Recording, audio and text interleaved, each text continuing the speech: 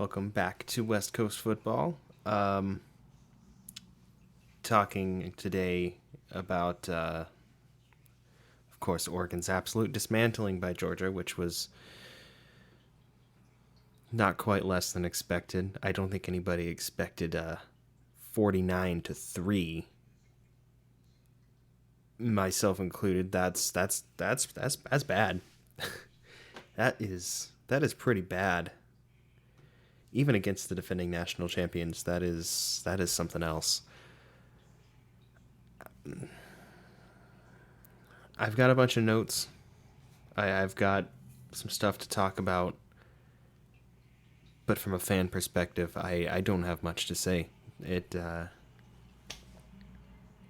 pretty bad.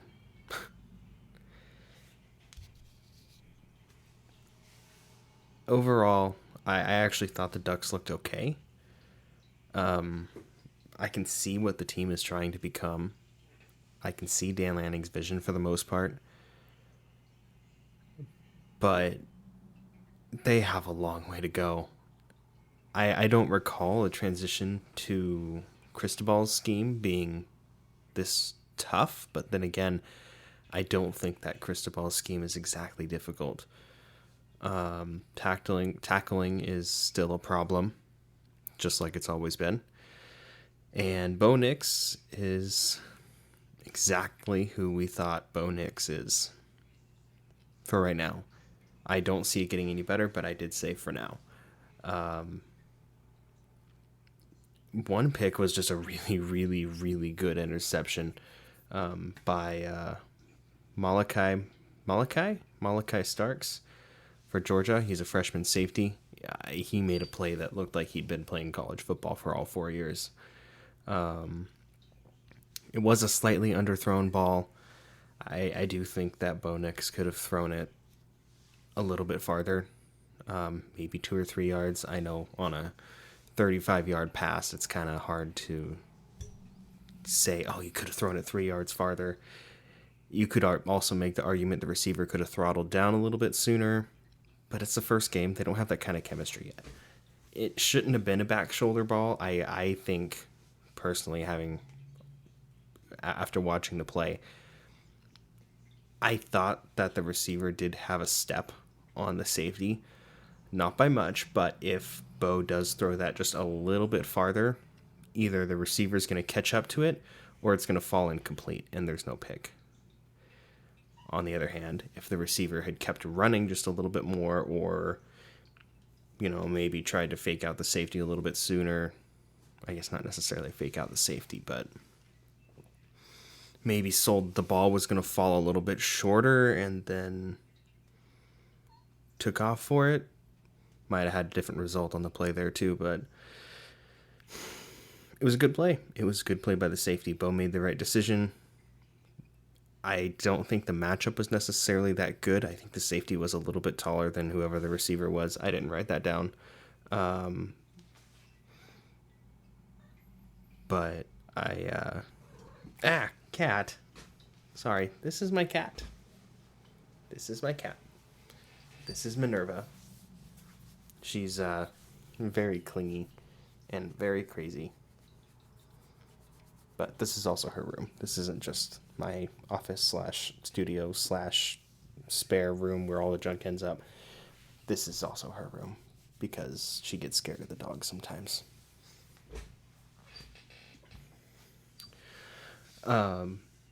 Yeah, I mean, that was a good play.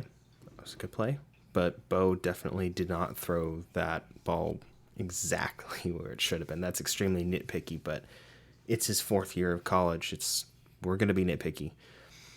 The coaching staff is very, very green, and it showed. I don't have any specifics. I thought in the game that they were actually doing an okay job, but thinking back on it, there was there's a lot of personnel issues, a lot of communication issues between the coaches and the players. I think the coaches were actually communicating okay, but they were not communicating well with the players.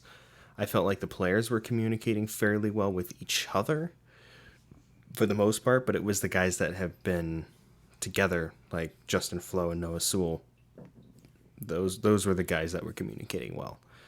The guys that have been around this scheme, or not necessarily this scheme, but have been playing together for a couple of years. They were communicating pretty well. But other than that, it was just disjointed. There was no consistency. There was no rhythm. Nobody could get anything going. But what you gonna do? First game, new scheme, new coaches, national champions. Cat. The running backs were also questionable, I thought. 4.5 yards per carry is not bad across the team. Sorry. Cat, stop. Cat. Sorry about that. Had to kick my cat out. She was being a little terror and making a bunch of noise. Running backs. Running backs are I thought were a little bit questionable.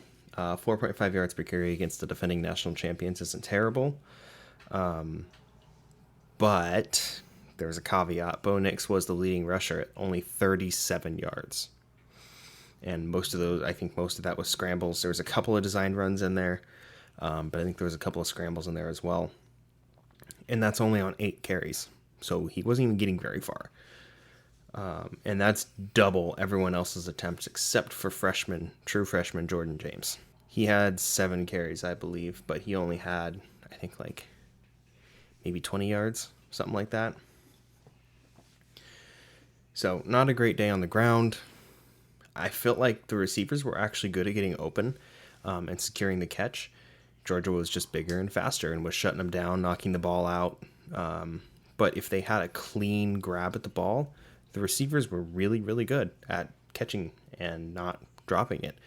The leading receiver was tight end Terrence Ferguson at 4 receptions for 37 yards. He was the only tight end that caught a pass, and he was the leading receiver. Don't remember what plays that was. I didn't write that down specifically. Remember, I'm a fan first. This is just kind of a thing that I'm doing. I'm not necessarily like being super meticulous with my note taking here or anything like that. I don't know what the yards after catch average yards after catch for the team were. I couldn't find that stat. I'll probably just have to dig farther, but I wanted to get this episode done. Terrence, like I said, was the only tight end with a catch. The others either didn't get open or they were just blocking and didn't actually run routes. Again, I did not pay very close attention. I was focused on the fan aspect of the game itself. I also just didn't take any notes besides a handful of quick one-liners in my phone. In the future, I'm going to get a notepad and I'm going to actually try and take notes on at least player numbers, and then I can match up names later. I've got a whole thing in my head on how to do that, but eventually I will get there. The offensive scheme looks pretty good in my mind. There was a whole lot of shifts, which I thought was really cool, and could tell you a lot about what the defense is trying to do. But the problem is that it's Georgia. They know how to hide what they're trying to do, and they're really good at it. It's Kirby Smart's defense. Dan Lanning was running it, and he was really, really good with the personnel and a really good coach. But it was Kirby Smart's defense. And now I guess we've pretty much seen that for sure. I feel like most of the SEC already knew that. But the Pac-12, I don't think we really understood how much of that was actually Kirby Smart and not just Dan Lanning. But overall, it does look complex. But everybody is still learning. Everyone looked lost. There was some miscommunications. There was a couple of false starts. There was a couple of times Bo Nix had to make sure people were lined up correctly, actually telling them what to do, it looked like. So for now, it's kind of rough. It's hard to watch. It's not pretty. But I think once everything clicks, this offense will be very hard to stop. Even if they keep the playbook as limited as it is, and they master the 12 plays they used this game. I'm pretty sure they only used 12 or 13 different plays. Or at least the same concept, but flipped. I think they only used a handful of plays. Even with those current plays, this offense will be hard to stop once they figure it out. On defense, the scheme looked great. Maybe? It was really hard to tell. There was so much miscommunication. So many people blew coverage. And nobody could tackle. No one could fucking tackle. Again. just as always. No one was tackling. And part of that is Georgia's just insane. It's Georgia. They're just hard to stop. They're borderline impossible to stop for somebody like a Pac-12 team. And they're just bigger, better, faster, stronger. And I don't necessarily think they're smarter as far as football goes. I really don't. But they just know their system well. It's been in place for years. This was the first game of a brand new system for everybody on Oregon's team, not just a handful of freshmen like Georgia. It was a mismatch. It was the mismatch of mismatches. The defense did show lots of pre-snap adjustments, which was a nice change from the previous regime. I really liked all of the shifting that happened on defense. It looked like things were disguised fairly well when people got in position. But there was a whole lot of Noah Sewell and Justin Flo trying to tell everybody what to do. I mean, they're clearly the centerpiece of the defense. Dan Lanning clearly sees them as the captains of the defense. I don't know if they are officially or not. I have no idea if that's even been publicly acknowledged who the captains are. But they definitely are the leaders, and they were doing their best. But it's complicated. It's a complicated defense.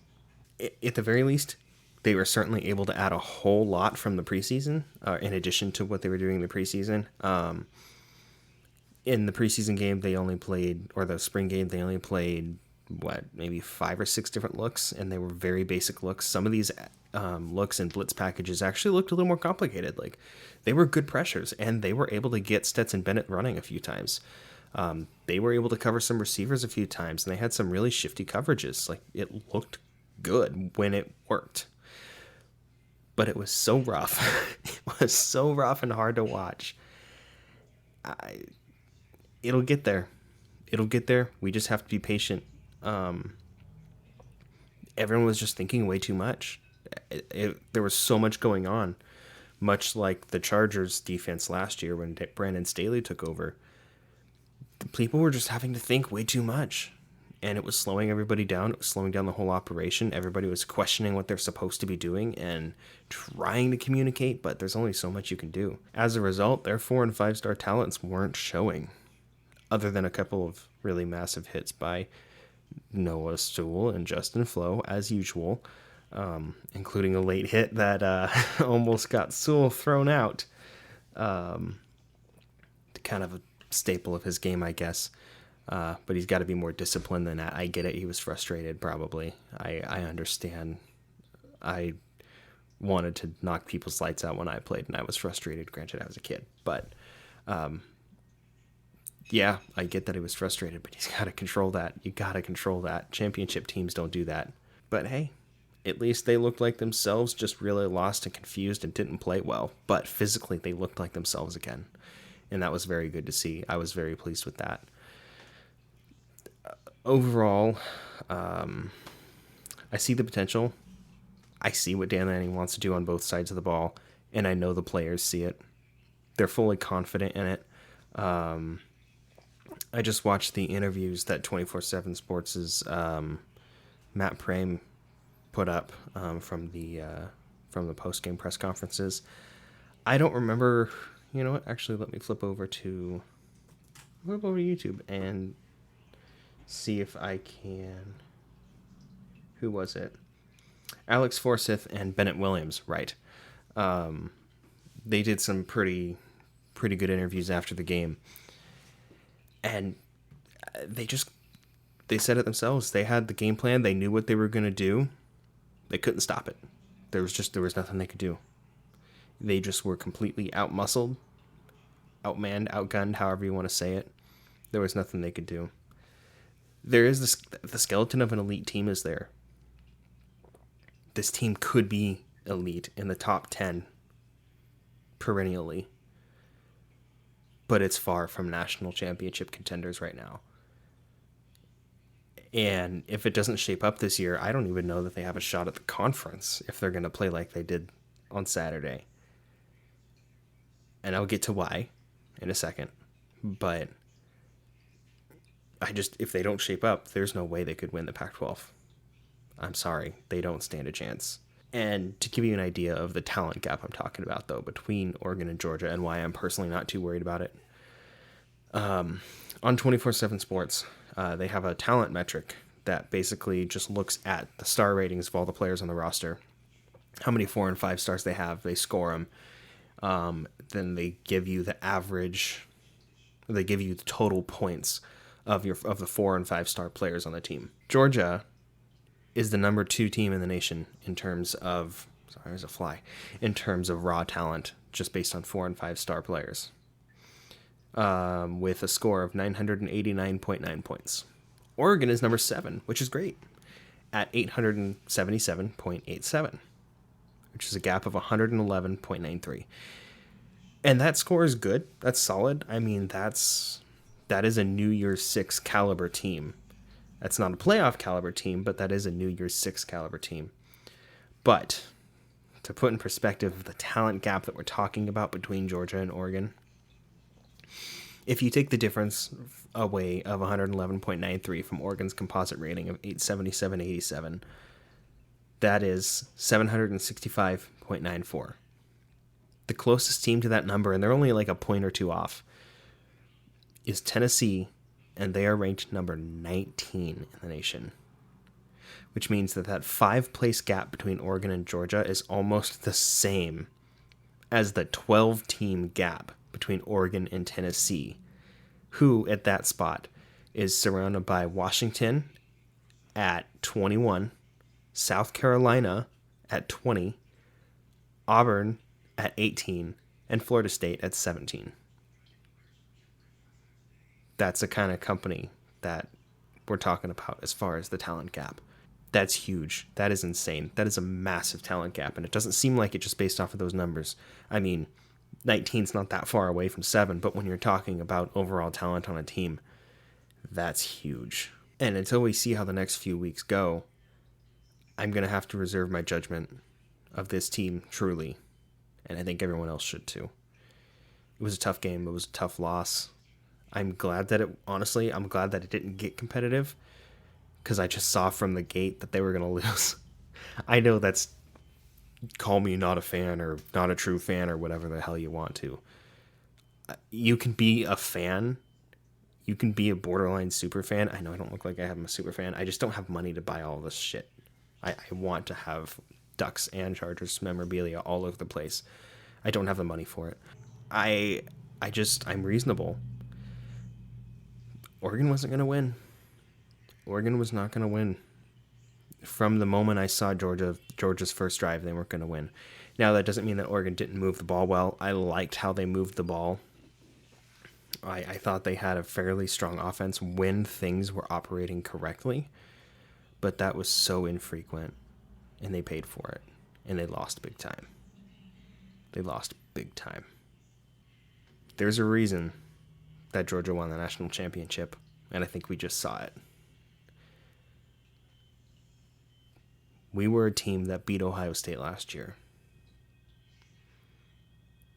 Basically the same team, just different coaching staff. Beat Ohio State in the horseshoe. And Georgia ran through them like they weren't even there. At least Camden Lewis can kick, though. That's something. He's got a good leg now. It's not pro caliber. But hey, if I can trust him to make a 45-yarder consistently, that's good with me. College ball is different than the NFL. I totally forgot. I was going to add this into my earlier segment about why I wasn't worried. I guess I didn't really have a segment about why I wasn't worried, why Oregon lost. I guess you could really just kind of look at what I said, bring it all together. I'm not worried. This team will be fine. They'll figure it out. Dan Lanning will get him straightened out. I have full confidence in him and his staff. He has not done anything to show me that he is nothing more than a brand new head coach, and that he's going to have a learning curve. But I think he learned a lot, and I think that this week will be fine. I also did want to say, just as a little fun note here, I guess fun's not the word, but an interesting note. If you look at the last 4 losses for Oregon, which includes this last weekend, the 2 to Utah, and Oklahoma in the Alamo Bowl, Oregon's last 4 opponents last 4 winning opponents have outscored Oregon 169 to 52.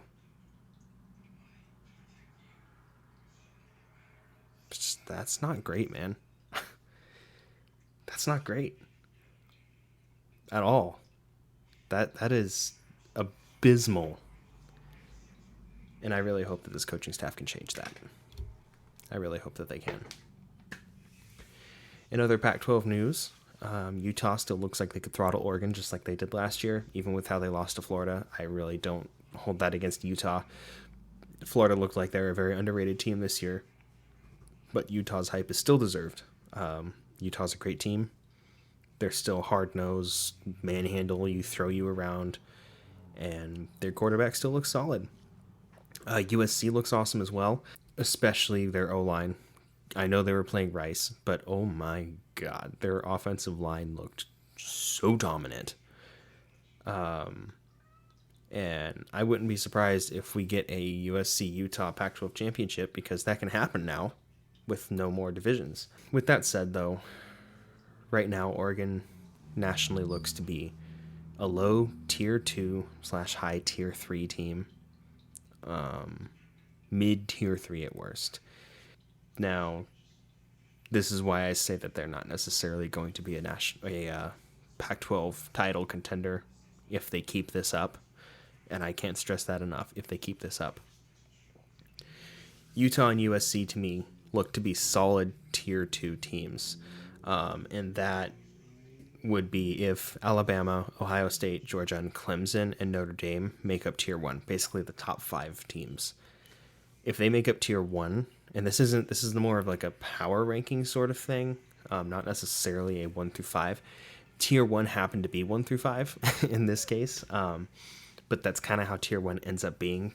I mean, Bama and Georgia are the top. Pick your poison of the other 3. But keep in mind, this is all week 1. But as of right now, Oregon is a fringe tier 2, high tier 3 team. Utah and USC are in tier 2. Didn't really look at who else I would throw in there. Not really something that this show is going to cover necessarily. But with Bama, Ohio State, Georgia, Clemson, and Notre Dame right now being tier 1, Oregon is definitely tier 2, or low tier 2, high tier 3. Oregon State looked good. They mostly absolutely dominated Boise State. Boise looked rough. They looked very worse for wear. Or not to say that Oregon State didn't look sloppy as shit. Yeah, they absolutely looked sloppy as shit. But I liked what I saw. They were running some fun concepts. Pretty bare bones stuff still, because it's game 1. But they were running some fun stuff. And their defense looked really good too. Their defense looked solid. But they just don't have much of a pass rush. They really were relying on their secondary to make big plays. But that's fine. It worked for them against Boise State. So expect the not Civil War this year to be a really good game, and possibly be playing for a chance, or not necessarily Oregon State playing for a chance at the conference championship, but put some weight on that game for Oregon to make it to the conference championship. I think there's going to be a lot riding on that game for the Ducks, and it may even be the difference of some fringe bowl game for the Beavers and a solid late December bowl game. Who knows? It just really depends on whether they can keep up this momentum and clean up their game a little bit. Their quarterback, Chance Nolan, actually looked pretty electric in the first quarter, though. He went 8 for 9, 149 yards, 2 touchdowns. Pretty good. I didn't check the rest of his stats. Don't really care. Oregon State's quarterback, but good on him. And as much as I'm an Oregon fan, I do like the Beavers. This is actually a mouse pad. It is a beaver. It's a beaver mouse pad. Because I went to Oregon State for 1 term, so I have a beaver mouse pad. Just never replaced it, but I don't know. It's a good reminder to stay calm about the Beavers. If Oregon's playing them, I want Oregon to shred them, but when they're not playing together, I want the Beavers to win. Come on. It's a friendly rivalry. There's nothing wrong with it. Despite the blowout, though, onto next week, I do have faith in Dan Lanning's staff that they'll button everything down. And I still like Oregon to dominate Eastern Washington. But I will amend my prediction I said 38-13 last week. I'm going to say 38-20. If that defense is still looking rough, I think they do give up another touchdown to Eastern Washington. Eastern Washington is usually in it for the FCS championship every year, so I don't necessarily count them out to be a pushover. But I think that last touchdown comes in garbage time, last 5 minutes. Maybe Oregon threw a couple backups in there, here and there, to, save their linebackers and a couple of their linemen, that kind of thing. But yeah, not quite as dominant, but I still think that Oregon pretty handily beats Eastern Washington. Now on to the pros real quick. This is going to be a short segment. I don't have any notes. There's no crazy details or anything like that. But I just wanted to talk about it for a second, kind of get the show primed for some NFL content next week. I'm excited, man. I'm excited. I watch the NFL because I love the game of football itself. Just as an entity, football is the most beautiful game in the world to me. And I'm sure if you manage to stick this long into this fucking show, I'm sure that you think the same. It's just a gorgeous game. I love it. And I watch professional football because it's clean, mostly crisp, and it's close. It's always close, except when you're talking like the team that's going to win the Super Bowl versus the team vying for the number one pick, which happens on occasion. Those are usually just total blowouts. But when you're talking, team number 8 in the power rankings versus team number 15 in the power rankings, there's not much of a gap there. It's pretty tight, especially in the AFC this year. Good God, I'll have to do a whole segment on the AFC, but I'm excited to watch it, and it's against the Raiders. Come on. Chargers and Raiders, one of the classic rivalries. Raiders ended this Chargers season last year. Yes, I know, because friggin' Brandon Staley made a silly decision. But at the same time, if COVID doesn't hit the team and they get beat by the Texans, that game doesn't even matter. So I don't necessarily hold that against Brandon Staley entirely. I mean, yes, it did end up mattering, and the fact that they lost to the Texans shouldn't necessarily matter in the decision-making that he did. But at the same time, if they had beat the Texans, we wouldn't be shredding Brandon Staley 7 months later for that decision. Just something to keep in mind when you get angry at Brandon Staley for the decisions that he makes. I am worried for Trey Pipkins versus Max Crosby. That's a sketchy matchup for the Chargers. I don't like that, but I think Justin Herbert is good enough, and Zion Johnson will be good enough, and Gerald Everett is strong enough to give good chips against Max Crosby.